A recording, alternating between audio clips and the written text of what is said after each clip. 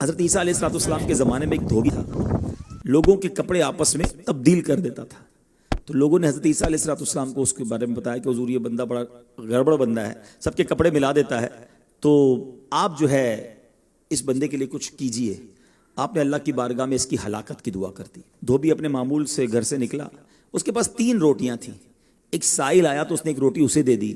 سائل نے دعا دی، اللہ تعالیٰ تجھ سے آفات سماویہ یعنی آسمانی آفتیں سے تجھے بچا لے۔ دھوبی نے اس دعا سے بڑا متاثر ہوا، ایک اور روٹی دے دی۔ اس پر اس سائل نے دعا کی کہ اللہ تعالیٰ تجھے جملہ آفتوں سے محفوظ رکھے۔ اس نے تیسری روٹی بھی دے دی۔ اس سائل نے دعا کی اللہ تعالیٰ تجھے توبہ کی بھی توفیق عطا فرمائے۔ اب ایک بڑا سانپ جو ہے اس کی گٹھڑی میں داخل ہو چکا تھا، کیونکہ اب اس کی ہلاکت کی دعا ہو گئی تھی۔ اس سانپ کی گویا قدرتی یہ ڈیوٹی لگائی گئی تھی کہ اس دھوبی کو کاٹنا ہے۔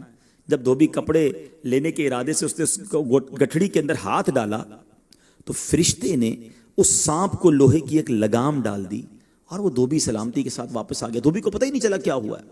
لوگوں نے حضرت عیسیٰ علیہ السلام سے عرض کی کہ اے روح اللہ، دھوبی تو صحیح سلامت واپس آ گیا، آپ نے تو اس کی ہلاکت کی دعا کی تھی، آپ تو اللہ کے نبی ہیں، ذرا سنو۔ حضرت عیسیٰ علیہ السلام نے اس دھوبی کو بلایا، فرمایا بتاؤ تم نے کون سی بھلائی کی ہے؟ کہتا 3 روٹیاں تھیں، وہ تینوں اللہ کی راہ میں صدقہ کی، اور وہ مجھے فقیر جو تھا وہ ہاتھ اٹھا کر جھولیاں اٹھا کر دعائیں دیتا رہا۔